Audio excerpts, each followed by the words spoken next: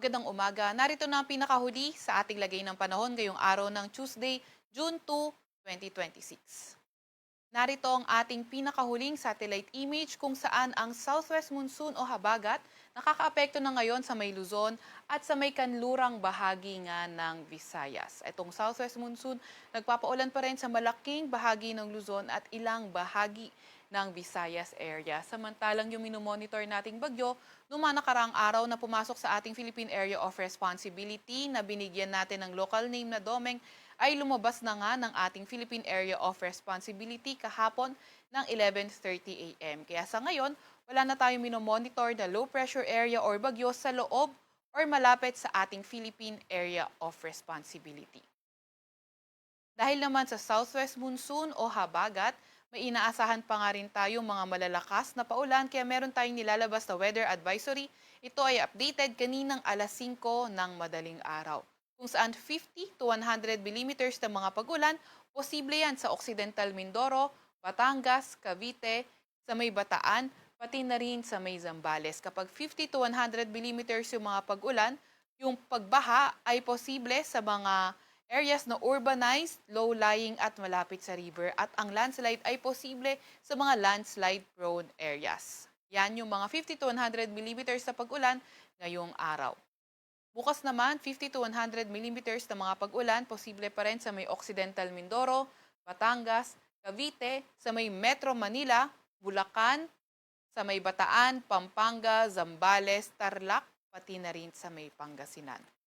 At pagdating ng Thursday, June 4, yung 50 to 100 millimeters na mga pag-ulan, posible sa Bataan, Pampanga, Zambales, Tarlac, sa may Pangasinan, La Union at Benguet. Kaya ingat sa mga inuulan lalo na nung mga nakaraang araw pa dahil nga posible yung mga pagbaha at pagguho ng lupa. Para naman sa lagay ng panahon ngayong araw, inaasahan ang occasional rains. Yan ay sa may Zambales, sa may Bataan, Cavite, Batangas at Occidental Mindoro. Sa Metro Manila at nalalabing bahagi ng Luzon, asahan nga natin na magiging maulan pa rin.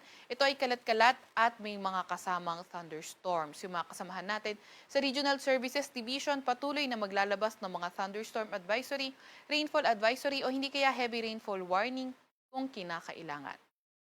By tomorrow nga, inaasahan yung occasional rains dito na lang sa lugar ng Zambales, pati na rin sa may Bataan. At by tomorrow sa Metro Manila at nalalabing bahagi ng Luzon, maulan panahon pa rin ang inaasahan. Dulot pa rin yan ng southwest monsoon o habagat. Pagdating naman ng Thursday, yung occasional rains ay inaasahan natin dito sa may Ilocos region. At sa panahon naman for Metro Manila and the rest of Luzon, maulan pa rin panahon, may mga kasamang thunderstorms. Yung pag-ulan na yan, dulot pa rin ng southwest monsoon o habagat. Pagdating ng Friday naman, occasional rains pa rin ang inaasahan sa may Ilocos region at yung maulang panahon posible pa rin sa may Central Luzon, sa may Cordillera Administrative Region, pati na rin sa may Cagayan Valley. At pagdating naman ng Sabado, maulang panahon, cloudy skies with scattered rains and thunderstorms. Ang inaasahan iyan ay sa lugar ng Central Luzon, sa may Ilocos Region, Cordillera Administrative Region, pati na rin sa may Cagayan Valley. Yan ay in a span of 5 days kaya posible pa rin ito magbago kaya antabay pa rin tayo sa mga ilalabas na forecast ng pag-asa. Agwat at temperatura ngayong araw sa Metro Manila ay 25 to 31 degrees Celsius. 26 to 33 degrees Celsius sa Baylawag at 25 to 33 degrees Celsius naman sa may Tugigaraw.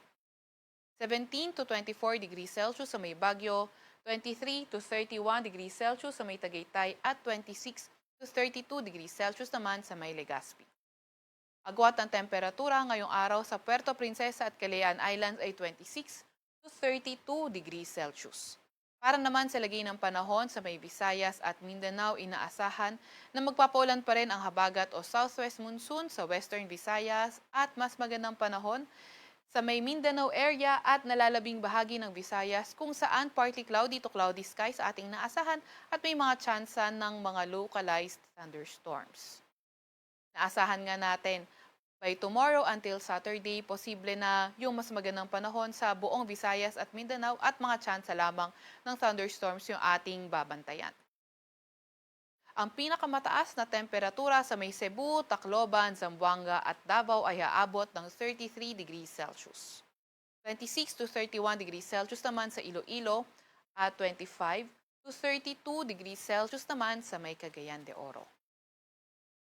Update naman tayo sa heat index. Kahapon nga na itala ang 38 to 42 degrees Celsius na heat index sa Metro Manila. Ang pinakamataas umabot sa 46 degrees Celsius sa may Pili, Camarines Sur at 45 degrees Celsius naman sa may Baler, Aurora.